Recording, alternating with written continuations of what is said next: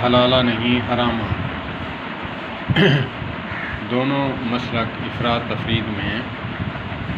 10 طلاقیں وقفاً دے کر پھر بھی رجوع، اور 3 طلاقیں دے دی ہیں تو پھر بھی رجوع، یہ اہل حدیث کرتے ہیں۔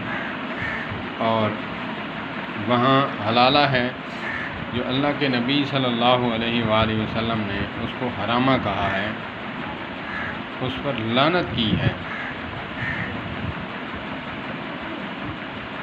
یہ اہل حدیث بنانے کے لیے رجوع کا فتویٰ دے دیتے ہیں۔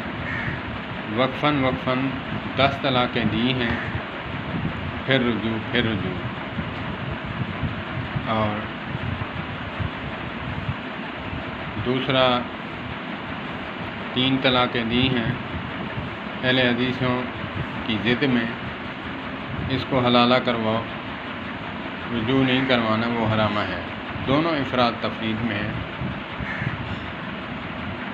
جو بڑے علماء اہل حدیث ہیں وہ نوعیت پوچھتے ہیں، دونوں فریقین موجود ہوں، لڑکے والے بھی لڑکی والے بھی، ان سے پوچھیں کبھی پہلے کوئی ایسی ناچاکی ان بن ہوئی، پہلے کبھی اس نے طلاق دی ہے یا نہیں دی۔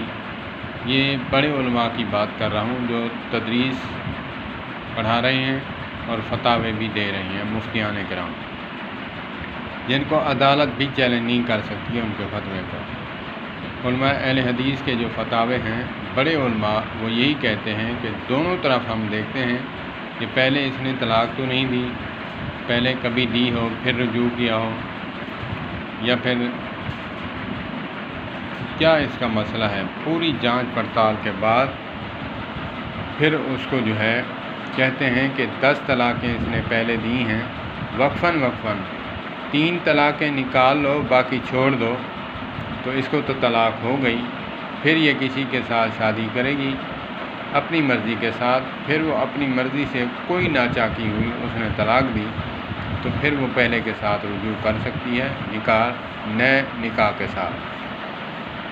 تو یہ بڑے علماء یہی کہتے ہیں۔ میں نے جو تحقیق کی ہے، بڑے علماء کرام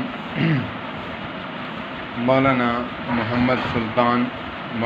سلطان محمود نور اللہ مرکزہ، جو جلال پور پیر والا جامعہ محمدیہ جلال پور پیر والا مدرسہ ہے، وہاں پہ ہوتے ہیں مولانا محمد رفیق عصری صاحب، ان کے شاگردوں میں سے ہیں، اور ان کا جو فتاویٰ ہے اس کو عدالت بھی چیلنج نہیں کر سکتی۔ اتھینٹک وہ مدرسہ ہے، ان کے فتاوے ہیں، یہ میں انہی کی بات کر رہا ہوں۔ ایسے وہ نہیں فتویٰ دیتے جب تک کہ پوری تحقیق جانچ پڑتال نہ کر لیں۔ اور اسی طرح علماء دیوبند بھی بڑے علماء جو ہیں وہ بھی کہتے ہیں کہ حلالہ جو ہے یہ حرامہ ہے، حلالہ نہیں ہے۔ قرآن میں جو حلالہ ہے وہ یہ ہے حتیٰ تنکح زوجہ، وہ اس کی تشریح بیان فرماتے ہیں کہ اس نے طلاق دی، اس کی عدت گزارے، ایام گزار کر پھر دوسرے سے شادی کریں۔ اگر بائی دا وے اس نے بائی چانس کسی صورت میں اس نے طلاق دے دی تو اس کی عدت ایام گزار کر پھر پہلے سے نکاح کرنا چاہے تو پھر کر سکتی ہے۔ یہ قرآن پاک کا حلالہ ہے۔ اور جو حرامہ کچھ علماء دیوبند کروا رہے ہیں وہ یہی ہے کہ مشروط حلالہ جو ہے وہ حرام ہے۔ 1 رات کا نکاح، اس کی نہ حق مہر، نہ اس کا جو ہے جو شریعت نے کہا ہے کہ 3 طہور کے بعد وہ دوسرے کے ساتھ نکاح کریں تاکہ پہلے کا حمل جو ہے وہ واضح ہو جائے۔ اگرچہ اس کو حمل ہوا تو پھر کس کا نام کہلائے گی، پہلے کا ہے بچہ یا دوسرے کا ہے۔ تو یہ شریعت کا آسان مسئلہ ہے، ہم نے ٹیڑھا بنا دیا ہے۔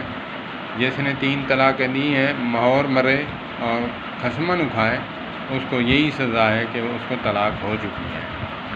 علماء دیوبند فرماتے ہیں کہ اس کی غیرت کو جھنجھوڑا جاتا ہے، اس لیے اس کو حلالہ کروایا جاتا ہے، اس کی بیوی کو پہلی رات کسی کے ساتھ سلا کر صبح وہ طلاق دے، اس کے ساتھ آئے، آئندہ یہ نہ کریں۔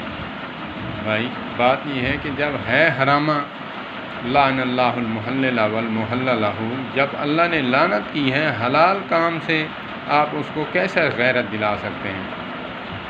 سزا تو وہ مانی جاتی ہے جو شریعت کی حدود میں ہو، جب وہ شریعت کی حدود میں نہیں تو اس کو کیسے آپ سزا دے رہے ہیں؟